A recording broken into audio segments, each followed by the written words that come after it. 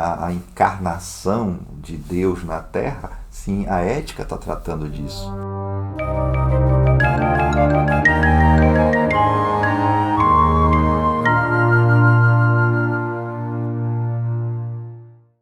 Não deveria termos que morrer em corpo para que a nossa alma intelectual alcançasse o bem. Tem que ser possível de alguma forma para nós que habitamos esses corpos de carne, esses organismos biológicos, alguma maneira de acertar. Não é. Esse mais facilmente aí está relacionado a Platão, que em Platão é quase uma impossibilidade. Então, se assim é, então temos uma suposição, né? É um desafio. Será mesmo que é possível, né, se chegar à felicidade? Não se sabe, mas se é possível, se assim é, se for possível, né, esforcemos-nos por determinar, ainda que em linhas gerais apenas, o que seja ele, quer dizer, que bem é esse que nós devemos alcançar, né? E de qual das ciências ou faculdades ele constitui o objeto. E aí o Aristóteles responde, né, de qual das ciências ou faculdades o bem constitui o objeto? Exatamente, a ética. A ética é a ciência e a faculdade cujo objeto é o bem. E que bem é esse? É isso que está em questão. Né? Que bem é esse? No caso, a gente já falou, a eudaimonia, que nós traduzimos por felicidade e que eu traduziria aqui para vocês como realização, como colocação em prática do caráter daquilo que nós somos. A eudaimonia seria a existência de acordo com a nossa essência, poderíamos dizer assim, né? Ou seja, o bom destino, o caráter que se realiza, o caráter que se tornou real, que deixou de ser um nômeno e passou a ser um fenômeno, digamos assim, né? Para a gente se reportar a um filósofo moderno chamado Kant, né?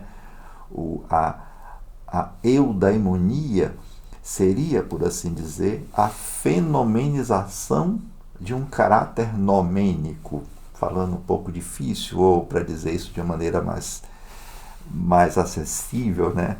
Seria a prática de um ser que tem um fundo teórico, mas aqui teórico não nesse sentido abstrato, mas teórico no sentido divino. Né? Lembremos que a palavra teoria, teorético, tem a palavra teo no meio, aí, no centro, no prefixo, e teo significa aí Deus mesmo, ou seja, que o nosso caráter divino, o nosso caráter teórico, ele passe a ser uma realidade prática. Né? É o Deus encarnado na Terra. Então, a eudaimonia seria a encarnação do do teórico, né, na vida diária, né, no tempo. É um ser no tempo, não é um ser eterno. Lembra que a ideia de theo é o ser eterno, fora do tempo, né? Nesse sentido é nômeno, ela é fora do tempo. Mas a eudaimonia seria esse ser no tempo, esse ser no fenômeno, esse ser que se realiza no plano da experiência. Então é possível a encarnação de Deus na Terra, sim, a ética está tratando disso. A ética está tratando exatamente disso, né? Daquilo que você tem de divino, do seu caráter divino, de permitir, de se esforçar, já que o termo é se esforcemos, né? Para que esse seu caráter divino se realize. Porque cada um de nós aqui, no fundo, tem um caráter divino. Embora a vida tenda a nos afastar, nos fazer esquecer disso, né? Por isso que existe ética, porque senão a ética não seria um desafio, não seria um esforço. Embora a vida tende a nos desviar daquilo que somos, tende a nos colocar, por assim dizer, fora de nós mesmos, né? Tende a impedir que nós nos realizemos, ou que aquilo que nós já somos se realize. É possível, e aí entra a questão que eu quero finalizar essa aula, é possível, é acessível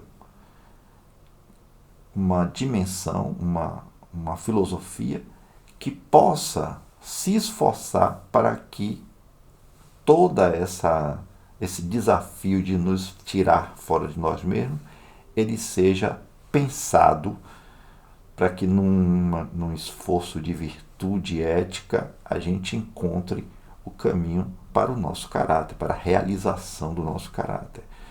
Se a gente quiser dizer isso de maneira mais simples possível, o caminho para ser feliz. Né? Então não é uma tradução de todo má, embora um pouco adocicada a ideia de felicidade, mas se você aprofundar mesmo, vocês estão vendo que a filosofia está lhe dando uma pista de uma possibilidade que é de difícil acesso, mas não de acesso impossível, e colocando aí a ética como uma chave. Então, fiquemos por aqui com a ideia de que vocês podem, enfim, praticar a ética, não dessa maneira que se prega aí, como se fosse siga um certo conjunto de regras. Não se trata disso. A ética se trata de você realizar o que você é.